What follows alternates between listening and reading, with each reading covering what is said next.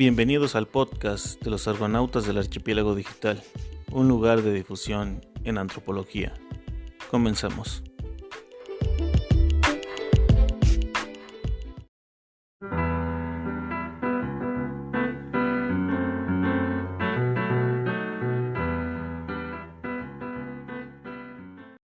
Pues bienvenidos a Argonautas del Archipiélago Digital. En esta ocasión me encuentro con Incauto Ska. Ya es miembro oficial de los Argonautas de este archipiélago, y a Fabián87, que también ya es miembro oficial. Yeah. Buenas noches a todos, muchas gracias por la invitación. Recuerden mi número de tarjeta, por favor, donde tienen que depositar mi cheque. Muy bien. ¿Aceptas galletas? Sí, de animalitos, por favor. No, tengo nada más de chispas de chocolate. Ah, bueno, está bien. Muy bien, pues buenas noches aquí con toda la actitud de escuchar y de partir con estos buenos colegas. Muy bien, pues como sabrán, ya ellos participaron en el primer podcast y ahorita están participando también en el primer podcast en vivo. Ya le acabo de mandar su galleta a Incauto Ska. Muy bien, recibido. El chat del podcast.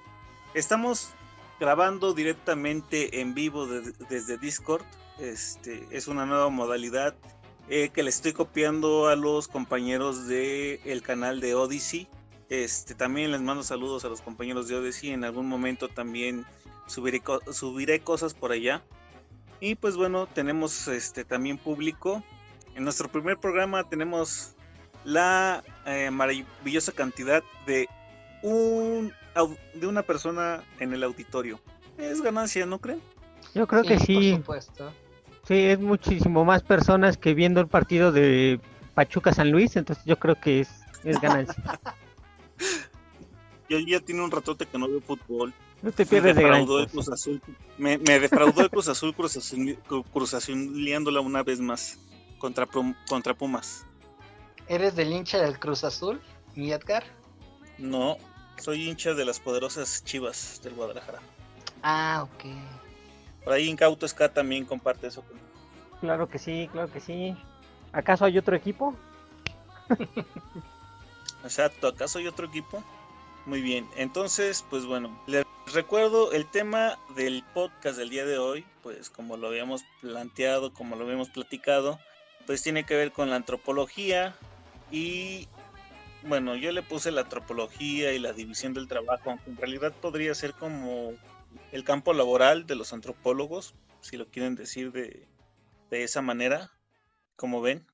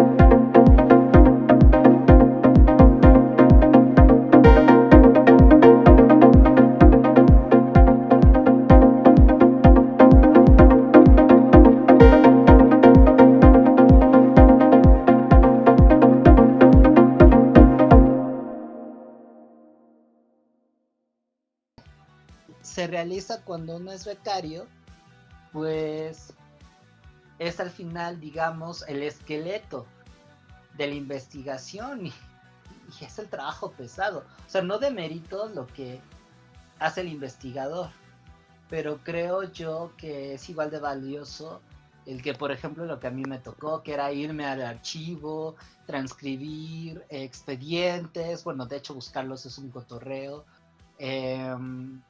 también las entrevistas, transcribirlas, y eso sencillamente no se valora.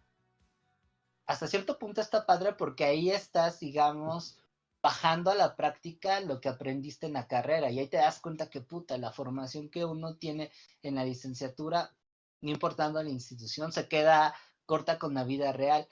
Pero aquí viene una contradicción, ¿no? Que la verdad es un ahorro de lana lo que hacen contigo y dos, que al final pues eres ni siquiera como un peón, eres alguien sustituible porque además digamos que la misma beca sí también te lo está poniendo como si fueras desechable y eso creo yo se vincula y se refleja con lo que vive un obrero en una fábrica, más considerando la situación actual. Eres como esta línea de reserva, ¿no? Que retomando el marxismo que estaba en la lectura. Exactamente. Y como no eres el único que tiene esa necesidad y además te agarran de su barquito porque no tienes experiencia, y eso también lo señala la lectura, pues entonces se afianza tu categoría de ser desechable, de bueno, tú no cuentas y lo que haces al final pues no es relevante, aunque en ti de alguna forma recae un gran peso en la investigación. No es que no cuentes, más bien es como este cuento de precisamente, ya lo dijiste, ¿no? Estás aprendiendo. Y en ese estás aprendiendo, pues, de alguna u otra forma, una cosa con la que puedes aprender es siendo explotado por el propio académico, ¿no? Pues sí, pero ahora sí que hay de tratos a tratos. Pero aquí hay una cuestión, ¿no? Muy importante. Por ejemplo, ahorita que Fabián contaba su experiencia en ese sentido. Eh, a diferencia de Fabián, yo fui becario en el Colmex durante un periodo relativamente corto, acaso un año. Y la diferencia, ¿sabes en qué radica? En primera, que estoy de acuerdo contigo, ¿no? Cuando no tienes experiencia, no hay una forma de que te otorguen o te deleguen una responsabilidad de la cual tú puedas dar la cara, ¿no? En el cual pues tú hagas un artículo o algo así, ¿no? Como que todavía debes de aprender la talacha básica y entonces tienes que ir a enfrentarte a los archivos y a este tipo de cosas. En eso estoy de acuerdo porque no existe esa confianza y aparte mucho del trabajo, como te están pagando la beca, pues pasa a manos directamente del investigador, ¿no? O sea, el que se lleva el crédito es él. Sin embargo, algo de lo que yo vi al menos depende mucho de la intencionalidad o del trato del profesor o del investigador en su caso, porque también lo mencionaba una de las cosas, Legarreta en el texto, ¿no? Nos las pasamos pensando que el trabajo, o en este sentido las profesiones, los oficios, son una especie de meritocracia en el cual mientras más ganas le eches, más derecho tienes, ¿no? Y entonces el sufrimiento o la explotación es un derecho de piso que tienes que pagar para poder alcanzar estos niveles de vaca sagrada, ¿no? Sin embargo, existen formas en las cuales, como en una fábrica también, que es ahí donde pongo como la reflexión en sí. En una fábrica se empieza a romper el asunto cuando todos, o hay una mejor organización cuando todos conocen el proceso completo de la producción. Cuando se empiezan a fracturar y empezar a haber problemas, cuando empieza a haber super especializaciones en una sola actividad. Cuando se deja de conocer todo el proceso. Y en ese sentido van los becarios, o la utilización o la forma en la que los becarios se insertan en este proceso. ¿Por qué? Porque los becarios están solo o los ocupan solo para ir a hacer el trabajo más pesado, que requiere de tiempo, que es ir a investigar a los archivos, sacar los datos. Entonces uno va, saca los datos como si fuera una mina, saca la beta y entonces pasa al siguiente caso, que es el análisis. Y el análisis, en el mayor de los casos, en el mejor de los casos, si lo hace un becario, es un análisis somero para ver que el investigador pueda analizar de manera más profunda ya con su bagaje cultural y lo pueda insertar en una investigación. Cuando no, solo da los datos y el investigador hace lo demás.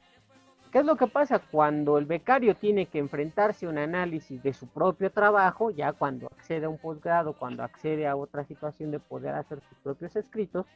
Pues le cuesta el doble, porque solo se dedicó a una sola parte del proceso, no a todo el proceso. En mi caso, la paga, pues yo no puedo quejarme, pero, y eso no me va a dejar mentir Fabián, en ocasiones el investigador te da los créditos, hay veces en los que no. En mi caso, yo al menos yo agradezco al investigador que tuvo a bien darme la confianza de contratarme, de darme el apoyo, porque me dio los créditos en lo que yo realicé.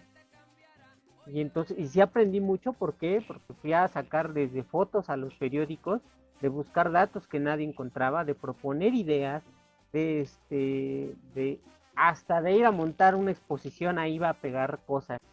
Y todo estuvo respaldado por un crédito, ¿no? Pero hay profesores que no lo hacen así, ¿no? Inmediatamente la información que tú sacas, ni siquiera tú puedes ocupar esa información para algún trabajo, ¿no? Y eso que tú la buscas, y acá no. Entonces el problema yo creo que también parte mucho de y no sé si Legarreta lo pone así, pero yo lo pongo sobre la mesa, ¿no? También depende de los traumas y las fobias de los investigadores, porque como un licenciado me va a aportar una idea a mí que soy el doctor, ¿no? Y aparte, también los doctores van en mucho sentido, y ya me tocará vivirlo con tenga el grado Cuando o esté seas peleando doctor y exactamente y esté seas explotando tiempo a un completo y becario, explotes a tus alumnos, ¿no? exactamente, ya me tocará vivirlo del otro lado, ¿no? Pero exactamente es eso. Van muchos por los puntos, ¿no? ¿Por qué? Porque buscan este apoyo del SNI, porque tienen que mantener como cierto estatus en la universidad, entonces genera como... Les piden también, si vamos por escalas, cada sector o cada escalafón tiene su forma de sobreexplotación o de explotación. El problema es, como lo decías bien en el meme, ¿no? Tratándolo de ubicar. A los de mayor grado o trayectoria les pagan tanto, ¿no? Y los explotan de cierta manera. A otros los explotan de otra forma y les pagan tanto.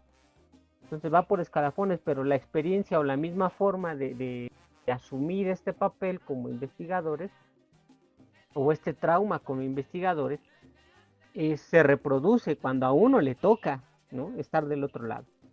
Creo que eso es una de las Claro. cuestiones que yo apuntaría de Legarreta. Uh-huh. Sí, fíjate que también, retomando el ejemplo de Fabián, retomando el ejemplo tuyo, también, por ejemplo, también cuando yo estuve en el Mora, hubo una ocasión en que llegó una doctora de, no sé, creo que Inglaterra, algo así, que estaba haciendo un estudio de geografía humana aquí en México, lo que tiene que ver con lo de la Magdalena Contreras. Entonces, pues en llegó a ser como una especie de seminario interno, y yo como becario junto con mi compañera, teníamos que hacer toda la chamba de llegar temprano, poner la mesa, poner galletitas, el café, etcétera, todas esas cosas. Incluso en una ocasión, terminando una de las sesiones, platicando con la doctora, me preguntó sobre mi tema y yo le di mi tema, que era una cosa totalmente diferente a lo que estaba haciendo la doctora en su investigación. Y me dice, ¿y qué si es tan diferente venir acá? Y yo así como, hubo la oportunidad, ¿no? Y ya me dice, ¿y en qué momentos es tu tesis? En mis tiempos libres. Y nada más se me quedó viendo así como de, ¿y este loco qué onda? Precisamente porque a veces, y no sé si les haya pasado, bueno, no sé qué tanto a incauto, pero Fabián, a veces lo que investigas con los propios investigadores de tiempo completo son cosas que no tienen que ver con tus intereses o con tus temas de investigación, y entonces también haces una chamba del doble. Sí, definitivamente. Em, Creo que de hecho yo fui tu sucesor en ese programa de investigación, ahora que me acuerdo. O sea que este Ujú. Edgar era Yoda y tú eras como Obi-Wan.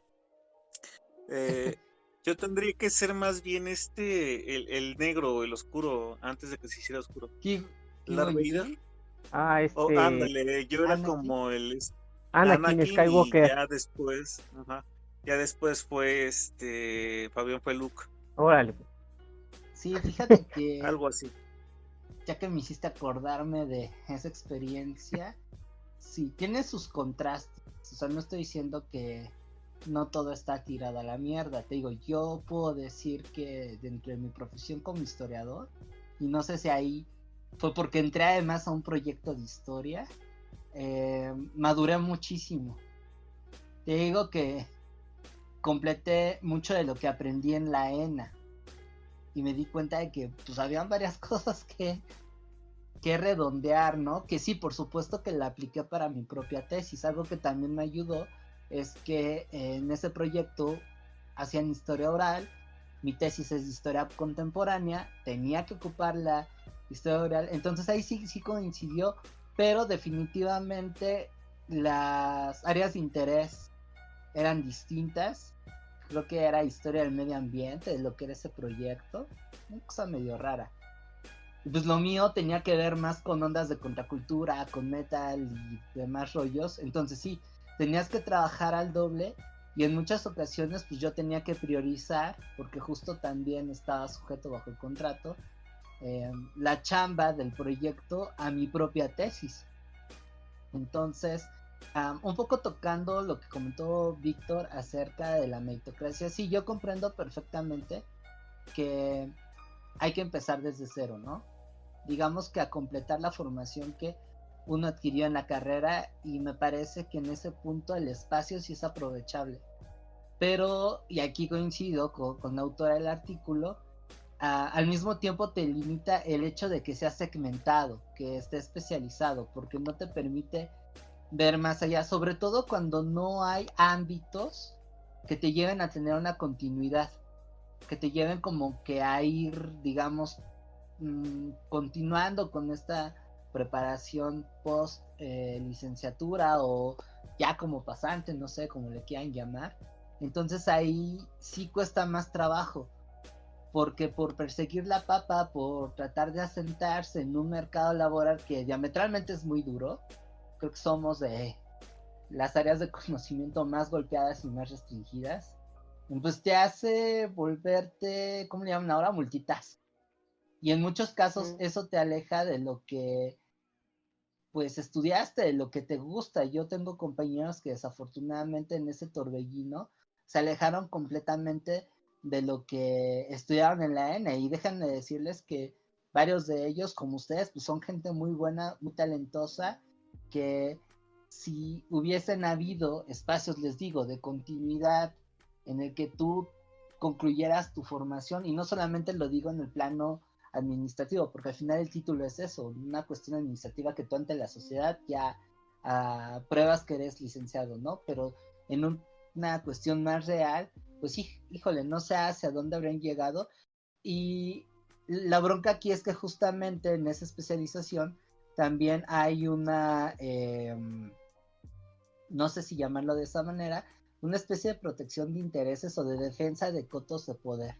Sobre todo cuando los de arriba se percatan que tú eres una posible competencia. Y digo, por fortuna a mí no me ha tocado, pero sí he conocido casos en donde ese bloqueo se dan justo por temor, porque este chavo tiene más talento y hace las cosas mejor que yo. Entonces, entre el ego y la meritocracia, pues te detengo, ¿no? Te bloqueo. Y eso, combinándose con una situación, la verdad es que muy difícil, pues hace que te vayas alejando, ¿no? Ahí la vida se pone en modo difícil. Entonces son varias cosas que tienen que considerarse y que desafortunadamente pues afectan no solamente una cuestión individual, sino incluso me atrevo a decir que no me gusta esta palabra, pero no encuentro otra, la calidad de la licenciatura, porque eso es lo que también retomo mucho de la autora, ¿no? A qué se reduce el antropólogo, sobre todo cuando se inserta a ámbitos privados, ¿no? Y creo yo que eso puede llegar a ser contraproducente para el desarrollo mismo de la disciplina. Aunque aquí hay una cuestión, fíjate, partiendo un poco de esta fase del podcast que puede ser como un grupo de autoayuda, como de estas cuestiones tipo Alcohólicos Anónimos, esperemos no Terapia llegar a ese, colectiva. como terapia colectiva. Fíjate que hay una cuestión, a mí sí me pasó algo, ¿no? Muy, muy concreto. Cuando yo hice la licenciatura, yo hice una tesis, más que nada porque a mí pues, la música, la historia del rock mexicano siempre me gustó desde que yo mismo fui escuchando, ¿no? Música de rock mexicano. El asunto que lo planteo cuando ya estoy a punto de acabar la carrera y lo planteo ya como una situación de investigación, pues me lleva ya a dedicarme de lleno a esto, ¿no? Cuando yo entro a este programa de becario de Alcolmex, pues me dicen, bueno, ¿sabes qué? Pues sí, Como que de se los juntó años la palabra 60. y te entendí otra cosa. ¿Del Colmex? ¿O de Alcohol, Comex? Mets. Alcohol. Bueno, es Tres casi igual. antojo de chelas, mi Edgar. O de pulque, da igual. Algo Este, así, sí, sí. sí, de todos modos, si le ponen así como en reversa al podcast, se darán cuenta que sí tiene mensajes subliminales. Van a No, escuchar la voz mira, diabólica de Incauto. exactamente. Y yo entré al Colmex y la tarea de inicio era buscar como referencias de un personaje en los años 50, ¿no? Y después cambió el rumbo del asunto y entré a hacer un apoyo de investigación documental del movimiento estudiantil del 68. Ya me llamaba la atención el movimiento estudiantil, ¿no? No estaba ajeno, ya había hecho lecturas de esto, pero no era un experto, no lo soy.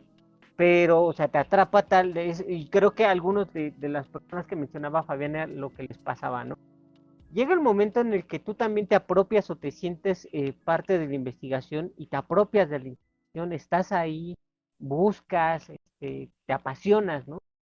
Y a mí me funcionó, a mí, para bien, a mí me funcionó el asunto, pero también, no sé, y eso me conoce un poco más Edgar, Fabián, ahora que tenemos la oportunidad ya de convivir un poco más, siempre fui como más reacio, ¿no? de seguir como fórmulas ya preestablecidas. Y yo tuve la fortuna de proponer ideas con este investigador. Teníamos como una forma, él estaba haciendo un libro electrónico acerca del 68. Y no voy a decir el nombre del investigador, pero escribió un libro que se llamaba De Tlatelolco a Ayotzinapa. Y este investigador, Lo busco en internet. sí, ya si lo dicen ustedes, pues ya no hay bronca. No digo, no me da pena decirlo, pero está envuelta en mucha polémica últimamente. Eh, pero bueno, él nos dijo abiertamente a mí, a un compañero que se llama Anuar Ortega, que le mando saludos si llega a escuchar esto en algún momento, nos dijo, ¿saben qué? Ustedes propongan, o sea, siéntanse libres de proponer. Lo que quiero no es que me entreguen las cosas, sino que refresquen esto, vamos a integrar ideas, ¿no? Y yo dije, movimiento estudiantil, música de protesta, Judith Reyes, Oscar Chávez. Y entonces le empecé a decir, ¿sabe qué? Tal, esta canción y esto, y esto, y esto. Y me dice, ay, mira, eso está padre. Y en el archivo donde estábamos buscando, hay un cancionero, órale pues. Y de ahí sacamos varias cosillas que se integraron al libro electrónico. Muy meticuloso el asunto porque tenía que buscar lo de derechos de autor y que al final logramos que se nos diera una carta de puño y letra de Oscar Chávez para que cediendo los derechos del uso del disco, ¿no? Pero bueno.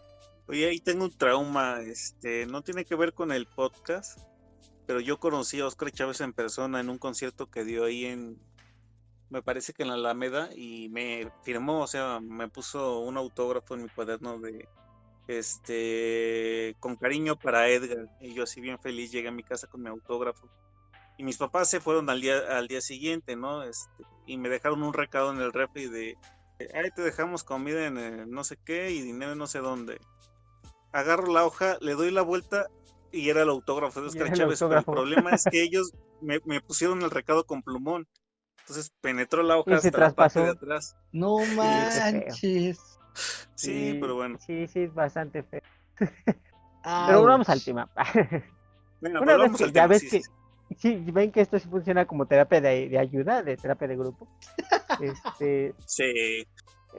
Bueno, el asunto es qué tanto nosotros también, y esto lo manejamos un poco con mi director de tesis, qué tanto también nosotros estamos dispuestos a enfrentarnos a aquellos que están ahí, que nos están ofreciendo la beca, no tanto por decirles que están mal, ¿no? Pero sí proponer ideas de innovar. Yo al menos tuve la oportunidad, ¿no? de que fuera muy abierto y respetara como estas partes, así que del carácter o del carisma de cada uno de nosotros. Pero hay otras personas a las que no les parece eso, ¿no? Están como casados con muchas fórmulas. Y esto tiene que ver con lo que decía Fabián, ¿no? Si tú trabajas como yo trabajo, entonces eso quiere decir que puedes ser mi padawan, ¿no? Tú puedes ser mi asistente, mi ayudante de investigación, mi adjunto, y entonces te voy jalando. Y llega algún momento en el que pues te puedo dar una clase, o te puedes quedar con un grupo. Pero si tú rompes con esto y la persona que no con la que trabajas no le gusta este estilo, lo menos que puede hacer es que termine tu proceso, tu periodo de becario y te dé las gracias, ¿no? La otra es bloquearte, exactamente. Esto tiene mucho que ver con lo que menciona Legarreta, ¿no? Sí, me acordé de mi historia en la maestría, gracias. Porque, mira, si nosotros pensamos al trabajo, cualquier trabajo, no solo el antropólogo, como una serie de relaciones, las cosas cambian. Estamos tan ensimismados en el sentido, por ejemplo, que decía Fabián, de la calidad de la licenciatura. ¿Por qué? Porque últimamente los antropólogos trabajan en el sector privado. Sí, pero ¿en qué sentido también los antropólogos como formación van delineando, de acuerdo a sus inquietudes, intereses e incluso su propia personalidad, la forma en la que trabajan o los intereses políticos, sociales, culturales que tengan? Te puedes enfrentar a mil y un cosas, ¿no? Pero, pero al fin y al cabo, pues eres tú. Entonces, ¿qué tan dispuesto estamos? Últimamente dicen, ¿no? Que está muy de moda la palabra resiliencia. Yo como que tengo mis reservas con esa palabra. ¿Qué tanto nosotros somos resistentes o resistimos a esta ola de intervención, ¿no? En cuanto a nuestra persona, a nuestro estilo, a nuestra forma de pensar, nuestros intereses, y qué tanto nos cooptan, ¿no? En el sentido de que, bueno, pues sí, hay que perseguir la chuleta, en eso estoy de acuerdo, pero en algún momento nosotros tenemos que plantear una cosa diferente, y ahí, en ese momento de ruptura, es cuando se empieza a desarrollar la carrera, las nuevas tendencias de la antropología, de la historia, porque dentro de nosotros llevamos una postura política en nuestros trabajos. No es malo dedicarse al sector privado, pero si es tu interés y tu inquietud, adelante, ¿no? Pero si tu inquietud es tratar de entender los procesos culturales de los pueblos que están siendo despojados por parte de las transnacionales, pues te insertas en la dinámica de los pueblos, ¿no? Sabes que a lo mejor dinero no vas a tener, pero vas a tener relaciones, vas a tener una red de personas que en algún momento de la vida vas a encontrar un resquicio para poder adquirir o tener un trabajo. Si lo pensamos en la inmediatez, bueno, nos sumamos a un proyecto de una empresa privada y recibimos nuestro cheque y vivimos cómodamente, entre comillas, subrayado y en negritas, al fin de nuestros días, ¿no? Pero yo creo que la situación ahí también depende. Depende mucho de la forma en que nosotros nos formemos, de la forma en que enfrentemos a las situaciones que vamos viviendo, ¿no? Y eso nos lleva también a entender un poco las experiencias de vida que podamos tener o sumar. Yo creo que también va por una situación así. Sí, claro. Y fíjate, es también un poco lo que nos lleva a lo que también menciona Legarreta, ¿no?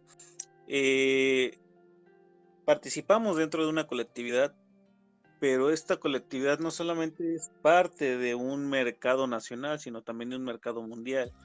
Y pues obviamente nosotros como seres sociales e investigadores de estos movimientos sociales, pues también tenemos que ir observando lo que sucede en este mercado mundial y cómo se dan estas tendencias.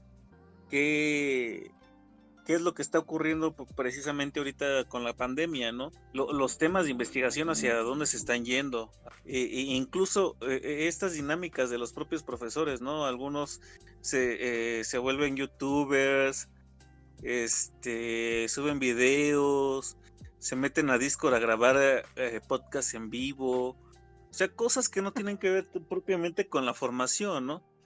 Y incluso pues esto me recuerda bastante precisamente a esta forma en cómo se produce antropología y qué es lo que hacemos precisamente para observar esta cotidianidad. Pero, ¿qué tanto de estos de nuestros intereses y de esta cotidianidad que observamos, como lo menciona Incauto, estuve a punto de dar tu identidad secreta, responde no tanto a mi propio interés o algo que me motive, sino más bien a otra necesidad que es incluso aún más básica que la necesidad económica, y es que no sé por qué como individuos nos creemos burgueses y queremos comer 3 veces al día, ¿no? En ese sentido también, o sea, una necesidad fisiológica, tenemos una necesidad económica, y esa necesidad económica precisamente con esto de tener una seguridad que, bueno, no sé, a un futuro nos lleve a un trabajo, un trabajo que nos dé también esta estabilidad, ¿no? Y creo que un paso previo para eso es precisamente, pues, todas estas becas, todas estas líneas de investigación que nos llevan hacia una promesa de poder encontrar un trabajo, ¿no? Y que lamentablemente para muchos compañeros, como lo mencionaba Fabián, eso conlleva la desprofesionalización. Esta idea de que, bueno, entro con un investigador y voy a aprenderle, ¿no? Pero muchas veces es así como, pues, tráeme mi café, elabora mi informe, pone en orden mis comprobantes de viáticos, organiza mis horarios, pasa mis listas, hazme la transcripción de la entrevista, casi como un secretario personal, ¿no? Incluso ser como el intermediario entre los alumnos y el profesor, ¿no? Y mucho de este riesgo pues tiene que ver precisamente con otro tema que me trajo esto de la división del trabajo, ¿no? Que es precisamente como la imagen que les acabo de publicar. Uno, al estar dentro de esta ruta académica, pues nos lleva hacia una especie de secta mandaloriana, algo por el estilo. El camino así es. Creo que los dormí. No. No. Oye, pero yo no entiendo la referencia de Mandalorian, no la he visto. ¿No? No. Bueno, pero le entiendes a la referencia de la antropología, ¿no? Sí. Eso sí. Es lo mismo. Ok. Yopi quiere decir algo. Ajá. Ariyopi. No tanto como pregunta, pero creo que justo, bueno, todo lo que han dicho en esto de las relaciones, creo que se ajusta demasiado con lo que he estado viendo justo en Antropología Económica y Política con Carla Vivar. Veíamos a Marcel Mauss en la cuestión del intercambio, ¿no? Entonces, creo que al final, aunque nosotros, entre comillas, hagamos antropología, al final también somos somos sujeto de estudio, ¿no? Entonces, al final de todas estas relaciones y todas estas cuestiones que han explicado de cómo es enfrentarse a la realidad, es justo un intercambio, ¿no? De un intercambio no tanto económico, pero sí un intercambio pues un intercambio social en el que pues tú solo pones tu mano de obra y la otra persona pues como tu sustento. Y ya, es todo. Sí, aunque hay una cuestión aquí, ¿no? Y algo que dice Ari tiene mucho que ver, ¿no?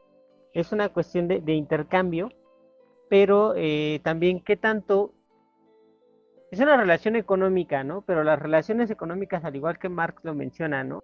Es una cuestión de necesidad. Sí, yo pongo mi mano de obra, ¿por qué? Porque necesito, porque no tengo los medios de producción, entonces la persona que tiene los medios de producción aporta esto, yo aporto mi mano de obra y hay un producto, esta cadena. Cuando esta cadena, pues, digamos, es más benéfica para el que está empleando, pues ahí es donde dices, ah, caray. Pero nosotros debemos de buscar también o debemos de pensar qué tanto la necesidad va en función también de la desprofesionalización. ¿Por qué? Pues sí tengo la necesidad y pues, yo sé que me estoy desprofesionalizando, ¿no? Me estoy haciendo experto en la cuestión administrativa, estoy haciendo experto en llevar una agenda, pero vamos, ok, yo lo necesito, entonces lo asumo. Y si me estoy quejando, es que quiero aprender mejor, es que yo quiero aprender otra cosa, entonces, ¿por qué no se rompe? ¿Por qué? Porque ponemos en prioridad la necesidad. ¿Podemos romperlo? Sí, cuesta trabajo también. La antropología, como cualquier otra ciencia social, y ahí es donde a lo mejor pueden estar o no de acuerdo conmigo, pero se ha hecho gracias a estas rupturas metodológicas, estas rupturas de formas.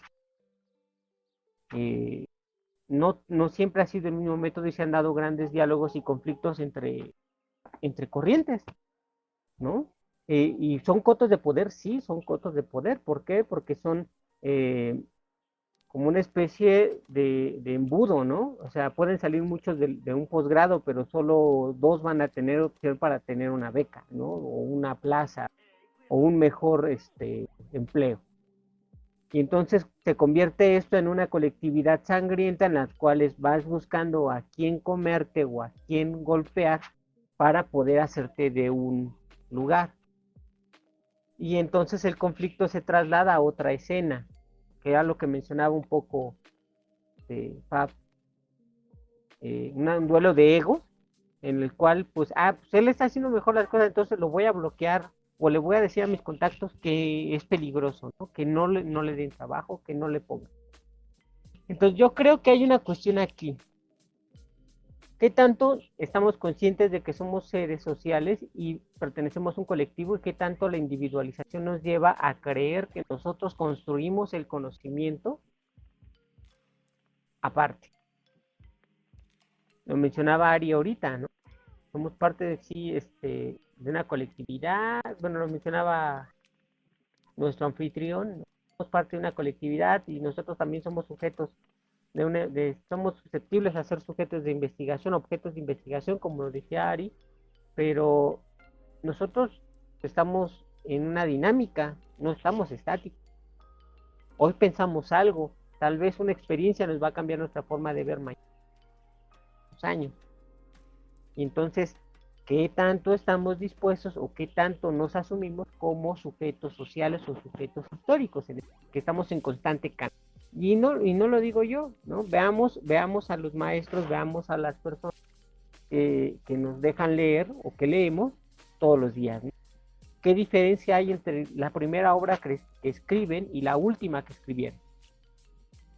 La reflexión es diferente, la reflexión parte también del contexto actual, como lo mencionaba nuestro anfitrión, ¿no? Hay que mirar hacia el mundo en un contexto actual, pero ese contexto actual, cómo lo vemos, desde dónde lo estamos viendo, qué punto de...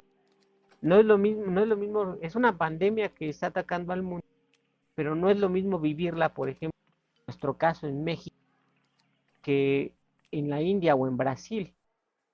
A lo mejor ahorita a nosotros nos toca esta realidad de estar trabajando, hacer teletrabajo, pero la India estaba haciendo teletrabajo desde hace...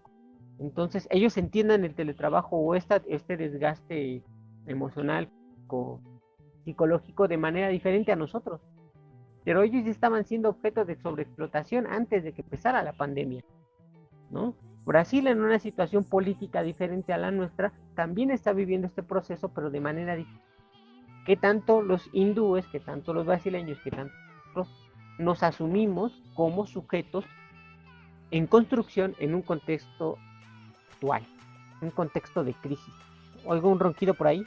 No. No, es que dijiste cosas que son muy pertinentes. Y sí, tienes razón. Definitivamente, como también en la lectura lo llegan a mencionar, ni caer en tradicionalismos que no caben ya en contextos actuales, pero tampoco, como lo mencioné hace unos momentos, llegar a una hiperflexibilización que te desconecte de lo que, bueno, en este caso te estudiaste, ¿no? Y digo, bueno, quiero pensar o intuyo que si andamos metido en esto es porque realmente nos gusta, porque por lo menos así yo lo asumo, el desarrollo profesional en el campo de la historia va íntimamente ligado a mi desarrollo personal. Es decir, que yo no veo a la historia como una manera de, encuentro un trabajo que me deje dinero y ya no, sino que el hecho de ser historiador conecta con otras necesidades mías, con otras convicciones que tengo, que eso es lo que me hizo dedicarme a la historia. Y no sé ustedes, puedo pensar que sí, porque además ante los retos que enfrentamos, pues no es tan fácil tomar esa decisión, y eso yo lo veo por ejemplo con mis alumnos, que le sacan a las humanidades precisamente por esto y porque tenemos también una cuestión muy reducida en cuanto a la formación universitaria, que desafortunadamente sí se llega a incentivar ya cuando estás con un pie metido en el rollo laboral, justamente por eso, ¿no? Entonces, creo que es llegar a un balance, Sí es entendible que tienes que complementar lo que estudiaste en la carrera, porque definitivamente la universidad no agota a todo lo que te vas a enfrentar profesionalmente. La experiencia sí es importante, pero esto no implica que estés en una situación de vulnerabilidad y de abuso. Y peor aún, que estas mismas limitaciones de oportunidades te desconecten a algo que tú asumes como un derecho, ¿no? Que es un desarrollo profesional de esto. Por supuesto que aquí quiero pensar en el caso de una persona que realmente se le está tomando en serio, ¿no? Porque ahí, bueno, ya estamos metiendo a un rollo de orientación vocacional, en donde como sociedad y como país estamos bastante mal. Pero sí, indudablemente, no importando la profesión, creo que deben de haber oportunidades de desarrollo que de alguna manera incentiven que tú mismo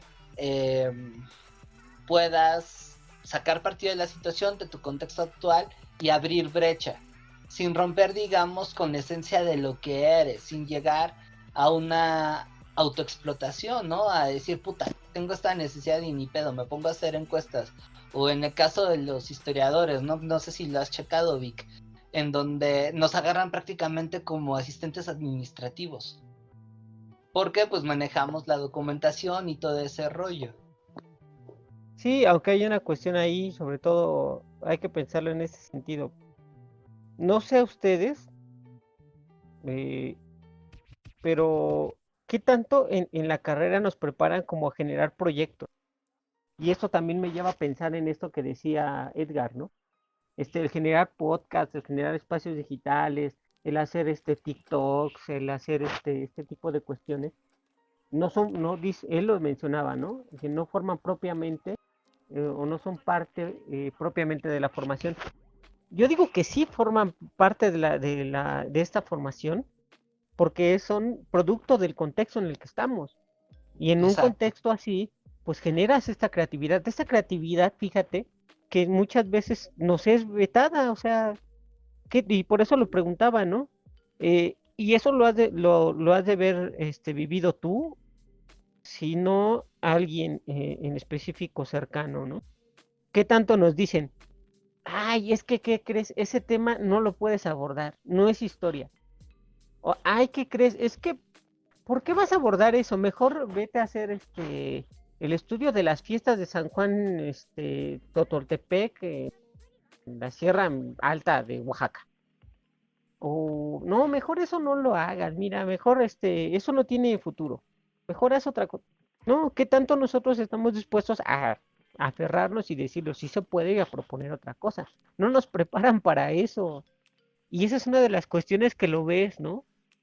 Que lo vemos y no es por espantar a nuestra única Ya dentro de escucha, 8 días no vamos a tener a nadie. pero soy muy mal publicista. Pero, pero ¿qué tanto nos preparan? Y si no nos preparan, nosotros ¿qué tanto estamos dispuestos a hacerlo? Sí, Yo, por ejemplo, definitivamente. exactamente, a mí no me gusta mucho el TikTok, ¿no? Pero ver que profesores lo hacen, el ver que se suben al Facebook, eso genera confianza y aparte te estás identificando con las personas a las cuales te involucras en inquietudes que tienen las personas a las cuales les estás dando clases. Por supuesto que es parte de la formación. El problema es que nos animemos a hacerlo. Sí, aquí en ese Y ahí, sentido, y no es porque sea mi amigo, pero aquí Edgar es un buen ejemplo de ello, ¿no? Y ahí, exacto. bueno, quisiera comentar en ese punto una cosa. Se combinan varias condiciones y varios factores. Creo que hay que, sí, ver uno mismo cómo se visualiza y enfrentar sus miedos, porque te acartonas. Yo lo viví en la ENA. Yo antes de entrar a la ENA, pues sí traía toda esta onda de, no me gusta mucho esa palabra porque suena muy, muy mercantil, pero como de innovar, ¿no? De abrir brecha. En ese sentido siempre he sido como muy curioso, no me ha gustado hacer lo que los demás realizan. Pero sí, por supuesto que todo centro de formación universitaria tiene un cierto tradicionalismo que te llega a pesar. Por fortuna, yo creo que aquí la cuestión que llega a salvarlo es qué tanto tú te avientes a retarte a ti mismo y a defender ese supuesto.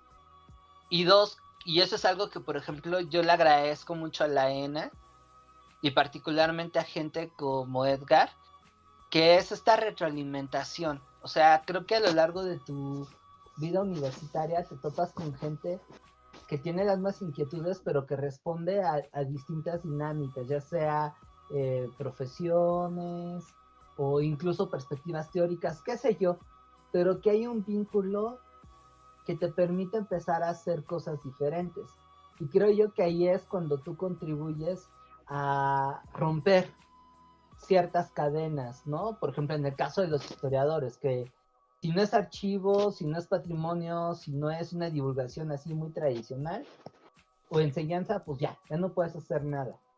Y creo que, bueno, por ahí hay unas cosas en el tintero que no he tenido oportunidad de realizar, pero el meterse a las tecnologías de la información, a presentar podcasts en donde se den eh, como capsulitas de divulgación histórica, el que incluso, no sé, como que usted dé a entender, no solamente investigas, sino divulgas lo que conoces, eso está bien chido, pero te digo, es cosa de ponerse buzos de qué tan empotrada estés en lo que quieres, de ser abiertos, de ir aprendiendo y de coaprender con otras personas, ya sea gente de tu generación, ya sea gente que pertenece a otras disciplinas o ramas del saber, o qué sé yo, ¿no?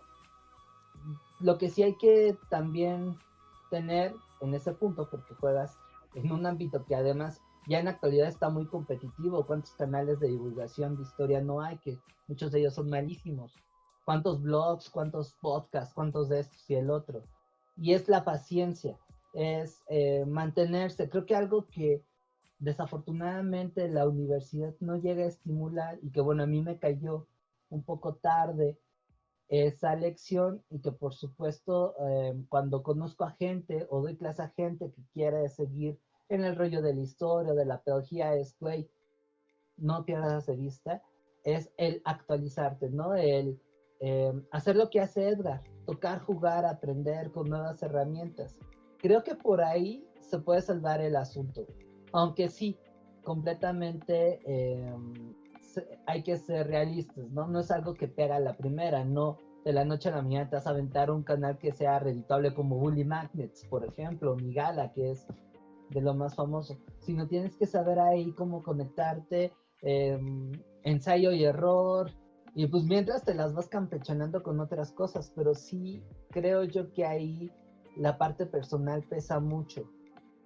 Y por supuesto que también es el contexto, ¿no? Si desafortunadamente estás en un punto en el que, por ejemplo, la situación económica te presiona más, pues sí, se te reducen bastante las probabilidades de que puedas mantenerte firme en ello, ¿no? Y ahí, por ejemplo, entra el papel del profesor. Ahí es en donde también, digo, no todos los profesores son tradicionalistas. Yo tuve la fortuna de que un par de profesores nos retaron en historia en ese sentido de, a ver, no vamos a hacer el típico ensayo final, que a veces, muchas veces, eso no pone realmente en práctica todas las habilidades que uno requiere como historiador. Y nos evaluaron por proyectos. Fueron 3 profes, a los cuales les agradezco mucho, que nos retaron de esa manera. Y al principio dices, madres, güey, eso está muy cabrón, porque justo te rompe tu zona de confort, no estás a lo que te acostumbraste en los primeros semestres.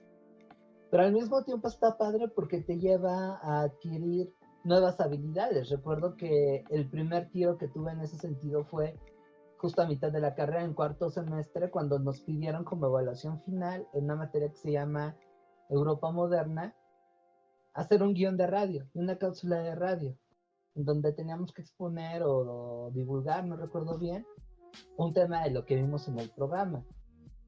En otra materia me parece que fue un proyecto de divulgación, en el que nos teníamos que salir del típico contexto del museo y que ideáramos otras formas de divulgar.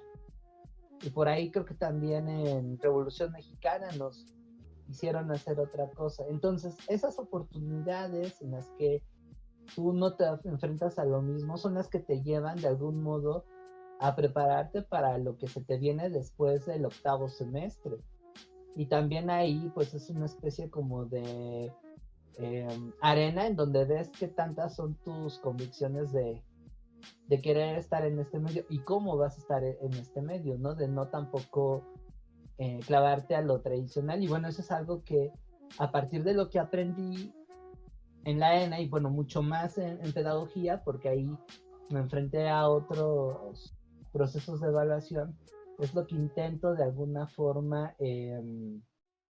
incentivar en mis alumnos, ¿no? Sobre todo cuando escucho que andan muy emocionados, ilusionados, porque estudian alguna carrera de humanidades.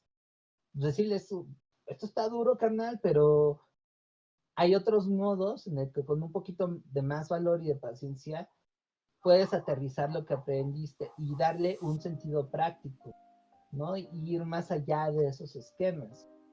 No sé hasta qué punto te pueda servir para salvarte de la precariedad laboral. A lo mejor y sí, he visto por ahí incluso hasta consultorías que están empezando a tener éxito. Pero el chiste es intentarlo, saber de alguna manera moverte. No es fácil, no te va a dar a la primera, es más, quién sabe si te llega a pegar, pero el punto es hacerlo, no conformarse, digamos, con estos caminos preestablecidos que ya tienes. Y creo que ya los dormí. No, más bien, bueno, uno, sí, deja, recupero tantito a Incauto, que dice que ya no oye. Momento, fallas técnicas. Y vamos con nuestros patrocinadores. Ándale, ¿a quién agarrarías de patrocinador? No sé, al Ciesas. Ese es un muy buen patrocinador. No sé, a las quesadillas de la güera. Extraño mucho esas gorditas. ¿Quién dijo quesadillas? Ah, ya volviste. ¿En qué estábamos? ¿Qué les estaba diciendo? ¿Tú hasta dónde te quedaste, Incauto? Pues yo me quedé hasta la parte de que ibas a invitar las quesadillas con la güera o algo así. Más bien tú No cuando seas recuerdo eso. doctor, compadre. No, no, hazme la buena. No, ¿Quién es el la que tiene cuestión que... beca? ¿Quién es el que está patrocinado por Conacita ahorita? Chale. Odio que tengan razón. Uno es pobresor. Exactamente en eso me quedé. Yo soy subempleado académico. Ah, ok, pero me quedé en esta parte del profesor que decía Fab, ¿Cuál? ¿El que ¿no? te alienta, el que te reta?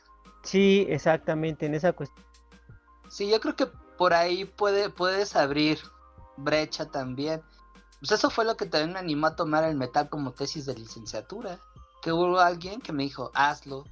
Que me provocó en ese sentido, positivamente hablando. Que mi dijo, hazlo, pues no tiene nada que perder, al fin es tu tema de tesis. Que vas a hacerle caso a esos abigarrados y acartonados investigadores. Y dije, va, pues sí, cierto. Pues ahí un poquito recordando a Benjamin, pues es lo que podríamos hacer con las generaciones venideras, ¿no? Que caigan en nuestras manos, retarlos de ese modo. Pues sí, sí es un reto, ¿no? Bueno, dos noticias. Una, ya llevamos la primera hora del podcast, lo cual pues es positivo porque sabemos que nos da mucho de qué hablar la antropología, ¿no? Lo malo para mí, en lo personal, es que tengo que editar mucho material. Pero bueno, eso es trabajo explotador, autoexplotado de mi parte. Pero completando lo de Fab y aprovechando que tenemos un público 100% de la ENA, y también como un poco lo que mencionaba Incauto de esto de hacer como catarsis durante estas reuniones, es platicar lo que es mi experiencia como profesor de la ENA, ¿no? Que me ha hecho reflexionar mucho sobre todo en esta nueva tendencia de movimientos pro profesores, en donde se lucha mucho por el derecho laboral, ¿no? de los profesores y todo eso. Y a mí en lo personal me sucedió algo muy interesante, porque yo desde que me titulé metí programas a la ENA para dar clases. Antes de dar clases en la ENA fui profesor de la UVM. Pero cuando pude entrar a la ENA fue precisamente porque un profesor de los de hora, semana, mes, impuso ciertos horarios, y como nadie daba esa materia, la primera que yo di, puso así como regla de que solamente en estos horarios, y si no, háganle como puedan. Creo que no contaba con que en ese año un recién egresado Edgar iba a entregar un programa de esa materia, y a partir de ahí me dieron la oportunidad de empezar a dar clases como profesor hora, semana, mes. Y de ahí hasta ahorita, a partir de los programas, a partir de la experiencia, a partir de relacionarme con la academia, relacionarme con los propios alumnos, he podido continuar teniendo continuidad con las clases en la ENA, ¿no? Y algo que jamás me enseñaron en la carrera, que precisamente tiene que ver con cómo hago un programa, cómo organizo una clase. Y mis primeras clases eran de risa, sí, por la forma en cómo exponía, pero también porque duraban casi 2 horas, luego ni 2 horas. Se me iba el tiempo de volada en lo que planeaba, y las 4 horas no las alcanzaba a cubrir. Y en ese aspecto, un poco precisamente con esto de las nuevas tendencias, de la lucha por los derechos de los profesores y todo eso, se me hace como un poco un doble juego, ¿no? Porque es bueno que los alumnos se involucren en estas temáticas, ¿no? De la lucha de los derechos. Y hay un discurso que me causa un poco de entre ternura, entre como este sentimiento de apapacho, pero también como...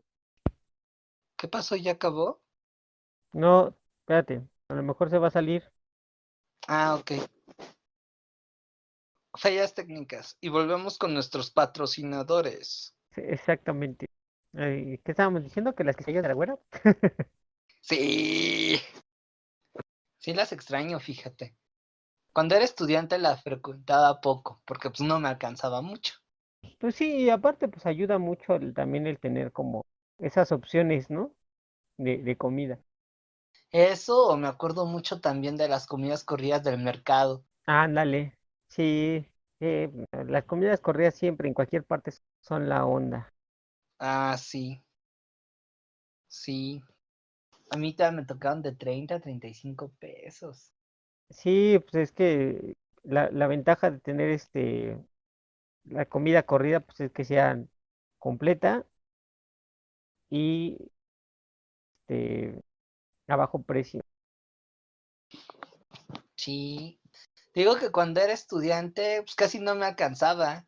Yo me llevaba comida de casa o pues mejor rífatela hasta que regreses a tu cantón. Pero ya que después fui pues trabajando y que tenía lanita, ya sea viendo a mi directora de tesis o visitando a mis amigos de ahí. No, no, sí me daba mis banquetes y yo era feliz. Sí, era otra cosa. Sí, me gusta más la comida de Elena que la de Filos, fíjate. No, pero es que tiene más, es que Filos como que todavía no entra Edgar, ¿verdad? Hola, Hola, Sí, ya hola, te ya escuchamos. regresaste. regresé. ¿En qué me quedé? ¿En qué nos quedamos?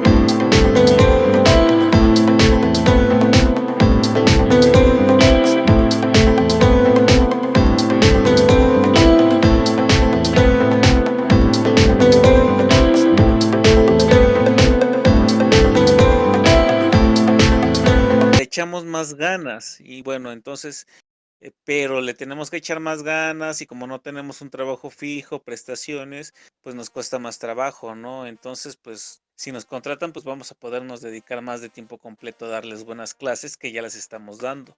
Y yo me quedé así de, ¿qué me garantiza en el momento en que te contraten de tiempo completo vas a dejarle de echar ganas?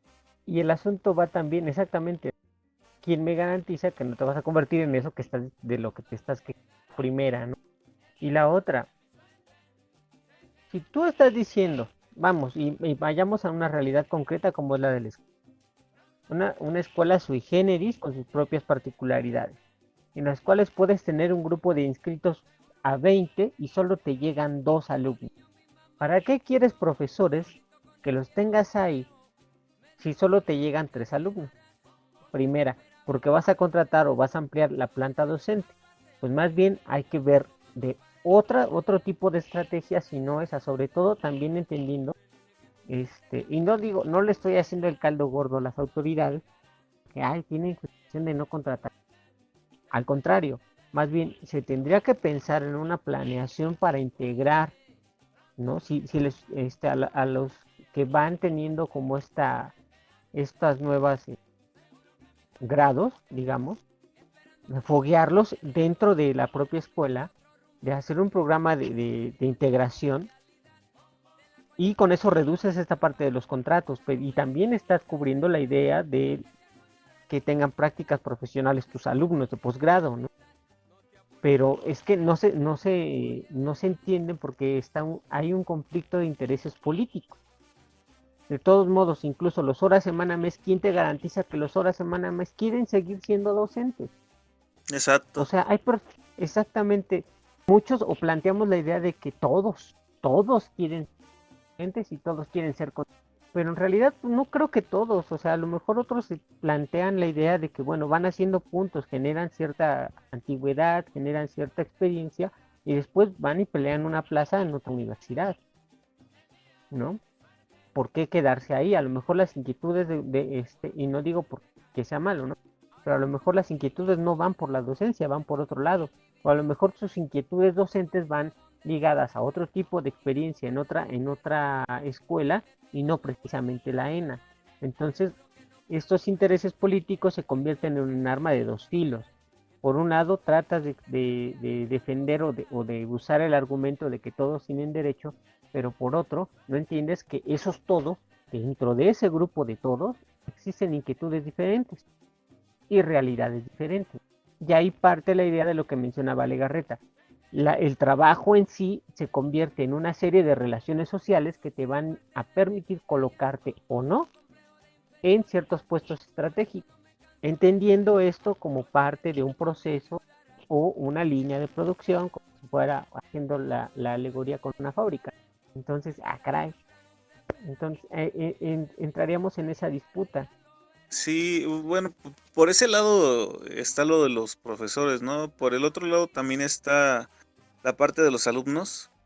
Y también aquí hay como una pequeña catarsis emocional que traigo desde que inició este semestre, desde que encontré plataformas como esta.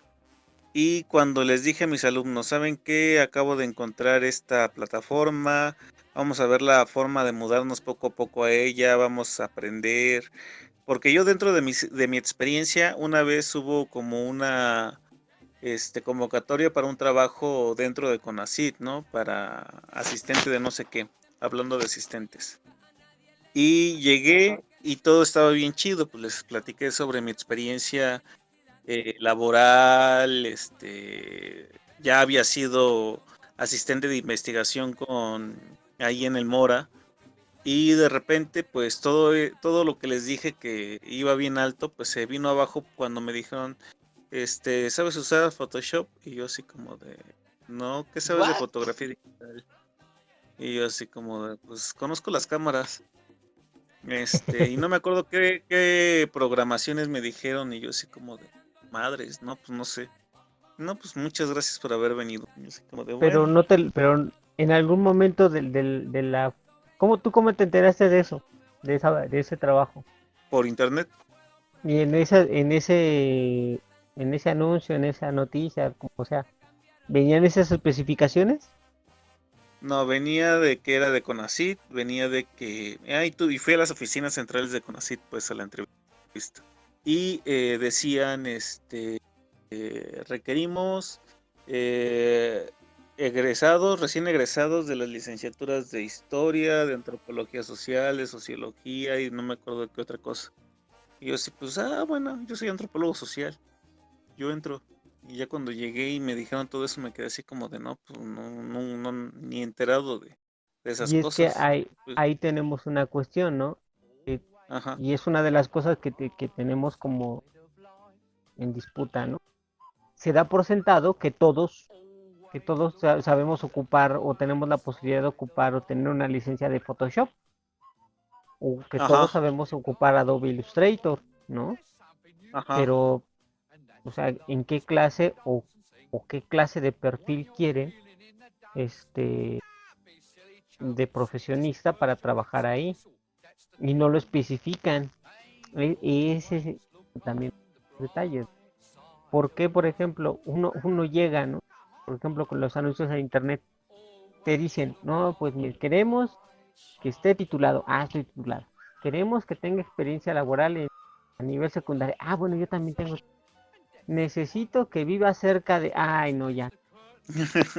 Pues Ándale. te dan las O incluso hasta que sí, tengas un equipo bien característico, ¿no? ajá. O sea, es súper específico, segregan muchos, pero solo este grupúsculo de personas va a ir cumple con va a ir a acceder o va a pedir el trabajo.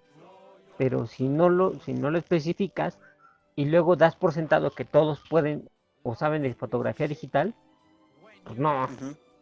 Ay, te estoy diciendo de los años cuando todavía no era tan difundido, cuando la tecnología no era tan difundida. O sea, es un No me digas que te diga los Bajo. años. no, no te voy a 2014. decir, yo no le dije, ¿eh? No me digas Chale, que te diga los años, pero pero ya está ¿Sí haciendo. le atiné? sí, no manches. En ese año me titulé de la licenciatura. Ah, sí, ya me acordé. Pero ya no estabas en el Mora, ¿o sí?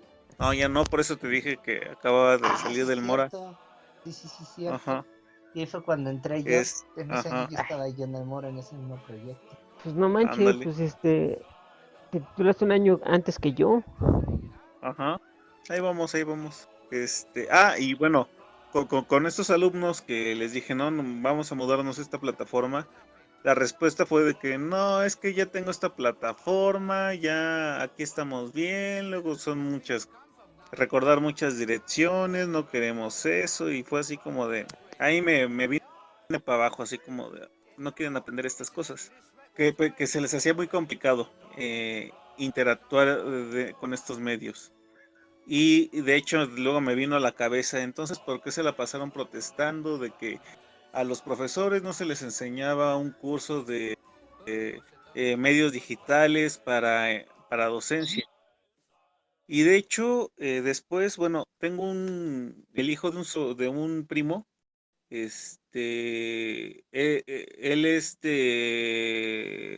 los primeros años del poli, acaba de entrar al poli, y me comentó, o sea, cuando le hablé de que intenté hacer clases en Discord, me dijo, sí, nosotros cuando inició la pandemia utilizamos Discord, como son programadores, ingenieros y todo eso, ocupamos Discord, estaba bien chido hasta que nos dieron las plataformas universitarias, los profesores ya no quisieron salirse de ahí.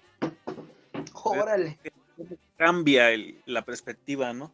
Sí, pero por ejemplo, ahí en ese sentido, por ejemplo, ellos buscaron las plataformas y la institucionalidad les dijo, ¿sabes qué? Yo ya pagué esto, entonces se tiene que ocupar, me valen cacahuate, ¿no? Ajá. Acá, pues la ENA no paga ni los chicles, ¿no? Entonces, Ay, ni han o sea, cambiado las ventanas, los o sea, ventanales. no Ya pagan me ni Ándale, ya los alcanzan parece para chicles, marisquería. ya me alcanza para un café capuchino, eso sí. Ah, ¿ya te ¿no? Bueno, subieron el salario? Sí, ya. 2 pesos, pero bueno, Pues ya pues me alcanza para el capuchino. póngale más canela. El asunto va en ese sentido, ¿no? Exacto. Uno ¿Cómo doble. peleas tú?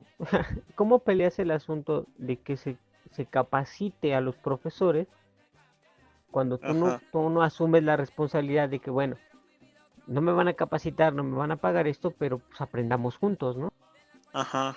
¿No? O sea, a nosotros, te pongo un ejemplo, a nosotros en el posgrado nos dijeron, se va a utilizar Meet. Ah, bueno, pero el profesor quiso ocupar Skype, ocupamos Skype. Luego ocupamos Meet. Como no le entienden al Meet, ocupamos Zoom. Entonces después, en otro seminario, ocupamos Jitsi. Y en otro ocupamos, o sea, y no todos tenemos la posibilidad de tener como dispositivos, ¿no? Entonces todo se hace, al menos en mi caso, desde el celular. Y pues tienes que aprender. Y aprendes con los profesores, aprendes al paso del tiempo, ¿no? No te vas a hacer un experto, pero ganas en ese sentido. Y hay, mira, no es por generalizar, ¿no? Pero existen casos en los que, bueno, no hay posibilidad de tener otra plataforma, ¿no? Y lo entiendo, pero pues no son todos. Y la voluntad en muchas ocasiones se ve, bueno, ok, no tengo el dispositivo, pero voy a ver si lo puedo armar en el teléfono, si me voy a un café internet y pago las 2 horas de internet, o a ver qué, ¿no? Con tal de entrarle al ruedo. ¿Qué tanto nuestra comodidad influye en el sentido de seguir aprendiendo? Que influye un poco también lo que decía este Fabián.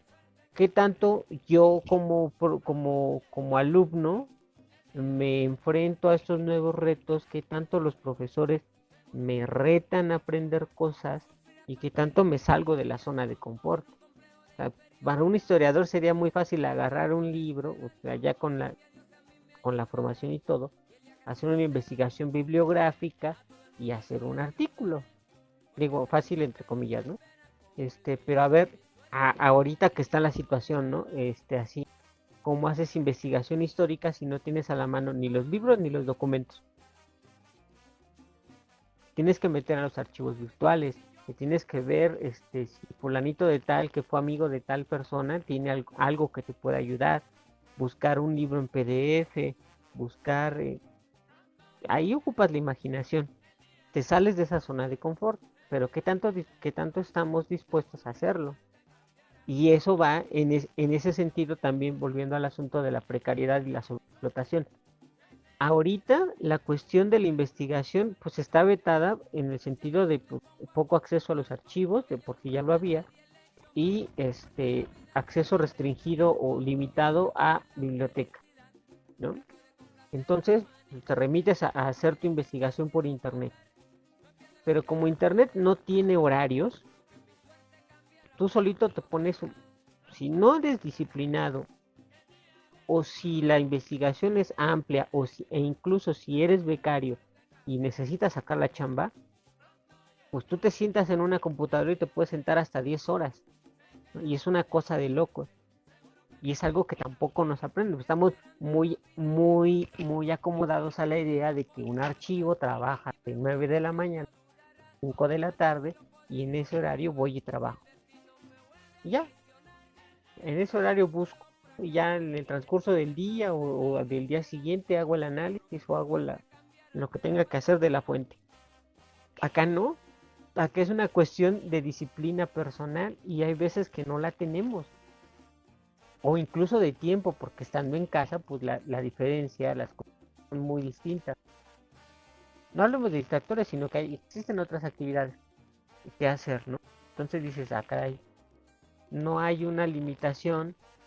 Las personas que te están pidiendo los avances no prevén estas cuestiones, entonces pues terminas por trabajar, en vez de trabajar 8 horas al día, 10 horas al día, pues terminas invirtiéndole más tiempo. Y aún así que le inviertes más tiempo, el avance no es significativo. Claro. Me dejas reflexionando mucho, Víctor, no sé cómo. Básicamente hablando también del autocontrol que menciona Víctor, y viendo que ya llevamos casi como hora y media de conversación, y ya nos dejó nuestro público, ya nos abandonaron, estamos solos. Fue por los pañuelos desechables. Ándale.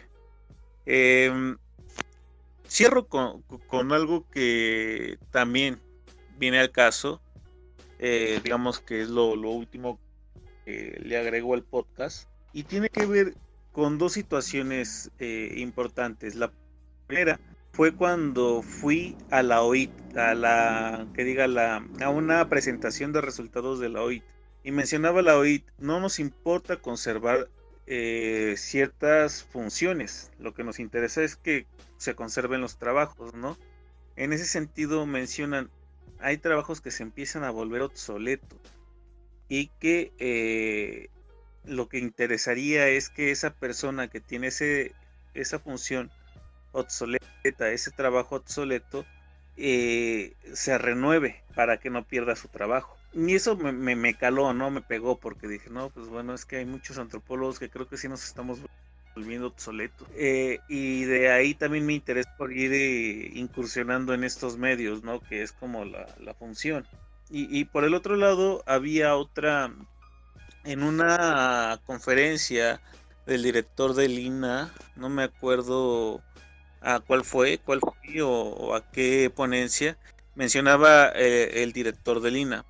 Al INA lo que le interesa son los estudios sobre las comunidades indígenas. Y agregaba, en la escuela hay muchos trabajos que incursionan en temas novedosos, que son muy interesantes, renuevan la antropología, pero serán muy bonitos sus trabajos, serán muy bien estudiados, pero no es lo indígena, no es lo que le interesa al instituto. Entonces, la posición del instituto está muy clara, ¿no? De repente, ¿cómo encajar ciertos trabajos? O sea, en la antropología, a lo que voy, está como en esta doble dinámica entre actualizarse y entre que el principal instituto, por lo menos de lo que es la escuela, la ENA, sigue bajo una misma línea y tienes que adaptarte, que es un poco lo que estábamos platicando, ¿no? Como parte de esta colectividad, si buscas, si tu función básica es como cubrir esa necesidad de empleo, pues tienes que adaptarte a ciertos estándares, ¿no? O arriesgarte a buscar por otro lado sin que tengas como ese apapacho del instituto, que a veces ya ni siquiera es apapacho dentro de los que, No, de los que Más bien están es una ahí. corona de No, espinas. ándale, se son ponen muchas así como limitaciones. su suéter de cactus y ven para acá. Pero bueno, un poco con lo que cierro, pues sería como esta pequeña reflexión. No sé ustedes, Incauto, Fabián, Ariyopi, nuestro Ay, público. ay, ay. Pues mira, A ver, primero aquí hay Vic. una cuestión bastante gruesa, ¿no? Cuando hablamos de que al Instituto de Antropología le interesa lo indígena, mira, se me hace algo muy chistoso porque ¿qué es lo indígena?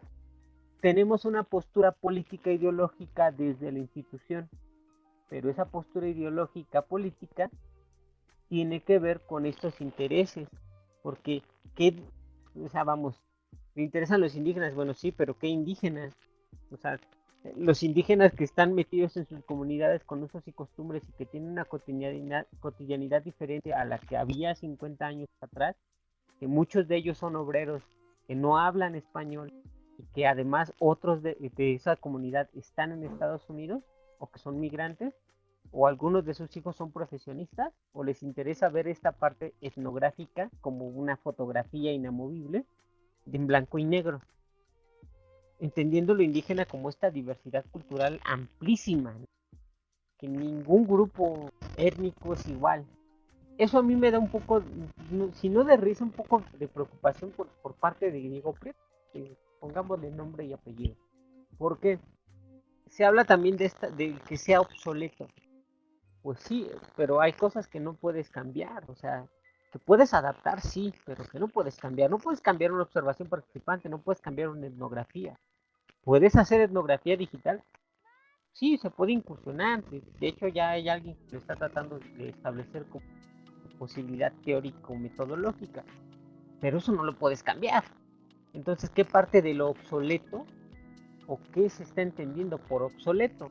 Cuando incluso en las industrias sí pueden estar cuestiones mecánicas o máquinas que pueden hacer el trabajo, desde la revolución industrial está eso, pero pueden cambiar los procesos, puede haber nuevas formas de trabajar, pero los trabajadores no son los problemas. Hay nuevos conocimientos y hay capacitaciones, pero el trabajador es básico.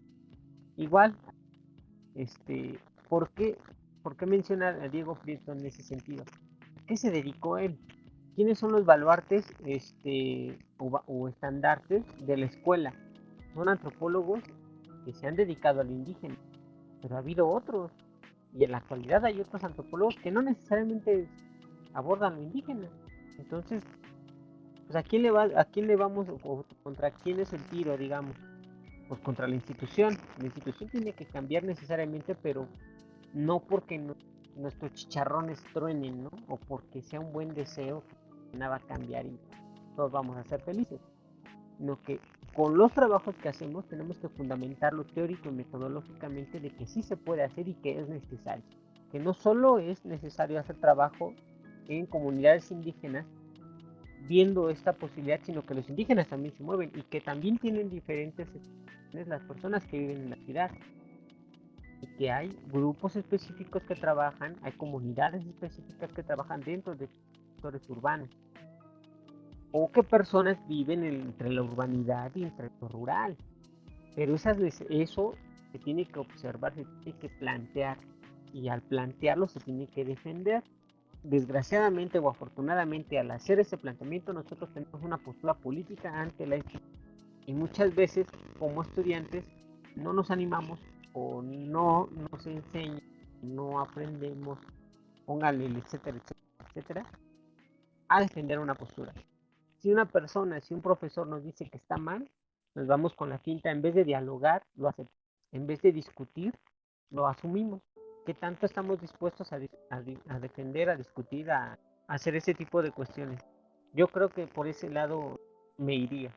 Sí, yo coincido con Vic. Yo creo que ahí se tiene que incentivar una especie de empoderamiento en los alumnos, al mismo tiempo que una concientización.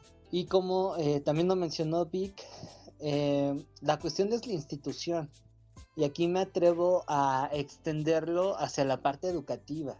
Yo, por ejemplo, traslado el mismo problema hacia lo que es la historia y particularmente su enseñanza a nivel media superior. A pesar de toda esa riqueza que podemos aportar, se nos restringe a lo mínimo. ¿Por qué? Porque así están los planes de estudio. Y aunque hayan habido ya aportes más recientes que plantean que la historia es mucho más dinámica de lo que tradicionalmente se asume, pues no se llega a este punto. ¿Por qué? Porque hay una falta de actualización de los programas de estudio. La institución, en este caso la SEP, organiza que la historia cumpla con una función muy específica que no ha variado mucho en las últimas décadas, y por consiguiente pues la figura del profesor también esté maniatada y se mantenga un tanto conformista, ¿no? Me parece que en la cuestión de la antropología se debe hacer mucho trabajo en los jóvenes, a orientarlos, decirles las cosas pues como van, ¿no? Y creo que gente como tú, Edgar, creo que son valiosísimos por la experiencia, pero porque también tienen esta idea de ir más allá. Va a costar muchísimo trabajo, no es nada sencillo, pero me parece que se puede lograr, porque a medida que se enriquezcan, por ejemplo, los trabajos de investigación, que estos traten de conectarse con una cuestión más pragmática, y era lo que yo estaba hablando el domingo pasado con una colega mía que está en el INI, ¿no? O sea, tratar de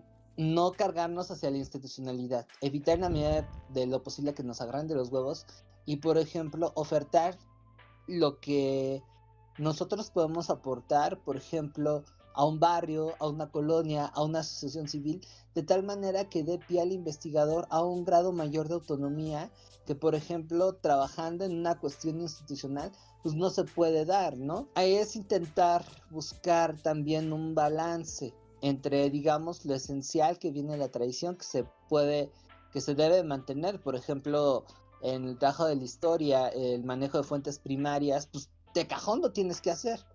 Así como, por ejemplo, un antropólogo tiene que realizar una etnografía, ya sea virtual o en físico, pero también dar pauta a que nos diversifiquemos y no una cuestión de fragmentación laboral como lo llega a comentar Patricia, sino un enriquecimiento de nuestro oficio, ¿no?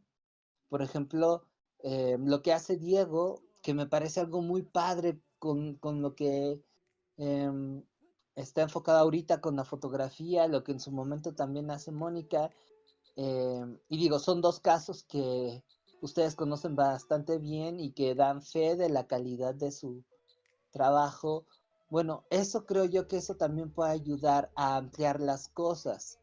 Tratar de incentivar a los chavos de que esos temas de tesis, esos proyectos, sí se hagan, pero al mismo tiempo no se queden solamente en el ámbito académico, sino que se puedan traducir, quizá no en una pauta comercial, pero sin una cuestión autosustentable. Creo que ahí también podríamos empezar a picar piedra en buscar nuevas fuentes de empleo, nuevos ámbitos de lo laboral. Creo que mucho pesa la situación en el individuo y en el cuerpo docente, porque si nos enfocamos, como lo citaba mi colega, en la institución y nos quedamos esperanzados en que la institución haga las cosas, más cuando esta está ligada a una idea específica que viene desde el Estado, pues ya no chingamos. Y esa es una razón más para que entender por qué estamos tan de la fregada laboralmente hablando. O sea, está culé. Te tienes que sujetar a lo que dice la institución para entrar a la precariedad. Y eso rompe con todos esos esquemas. Entonces ahí, en esos pequeños microcosmos de resistencia, espero que en algún momento yo tenga esa oportunidad de hacerlo. Ahí creo yo ustedes están más adelantados, pues pueda favorecerlo. Y eso implica también un compromiso de parte del docente de romper con su propia zona de confort.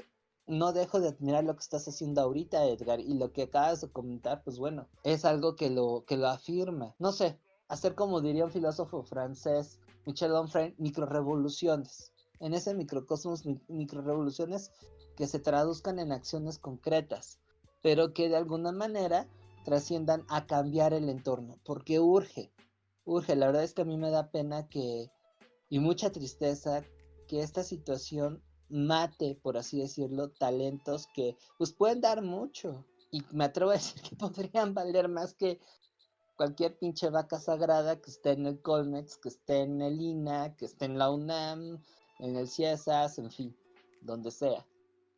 Sí, yo propongo que seamos becerros rebeldes y no no ganado divino. Exactamente. Exacto. Bueno, no sé, nuestra gran audiencia, no sé si tenga algún comentario, algo que quiera aportar, hablando por mensaje. Aventó lo del meme del Yoda. Oigan, no, ahora estuvimos muy Star Wars, ¿no? Sí, Y sí, creo sí, que sí, sí. y eso que yo solo vi 4 películas de toda la saga. A mí Mira, me las faltan primeras 3 no algunas. las vi porque me durmieron. La 1, de plano sí no la vi. La 2 la fui a ver al cine y no le entendí nada. Y la 3, Oh. vi el final de la película nada más. Y las nuevas que han sacado no las he visto, pero me enamoré de Baby Yoda y de la serie de Mandaloriano. Es lo único que te manejo de Star Wars. No, yo sí crecí con las capítulo 4, 5 y 6, que fueron las primeras que salieron. Y Ajá, la uno la vi, pero como que te queda esa nostalgia. sí. Yo sí Bueno, me chuté las 9 y mi favorita es la de Rock One. antes de desviarnos, oficialmente terminamos este podcast. Creo que hay bastantes cosas de reflexión, bastantes cosas que comentar. Tenemos un tema pendiente que es el de la antropología de la música. Aquí les quería proponer que si nos vemos dentro de 15 días por este mismo canal, en este mismo Va, me día y late. horario, Va, como va, ven, me late. Me gusta tu plan. sí, o sea, yo digo cada 15 días es un muy buen tiempo para descansar,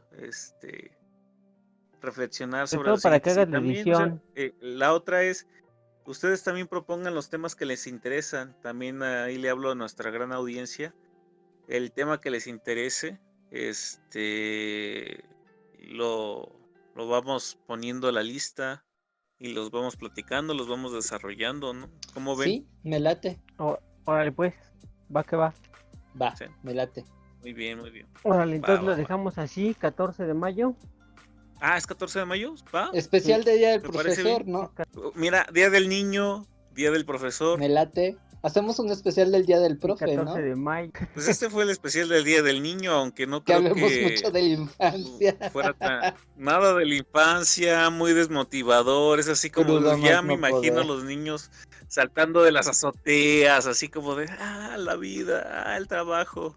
Sí, niños, no crezcan, no les Sí, conviene. mira, Confirmo. más bien, a mí siempre me trataron de educar. Mira, cuando todo está viendo, velo por el lado amable. Es como ese meme donde está el perrito así sentado y está quemándose todo y él dice, todo está bien. Ándale. No negar nuestra realidad, sea, pero tener hay el que- valor para enfrentarla. El problema, exacto, el problema no es, pues el mundo está hecho de porquería. Sí, pero en vez de verlo como todo está perdido, es perfecto, tienes la oportunidad de cambiarlo. Si es una porquería, entonces no puede ser peor.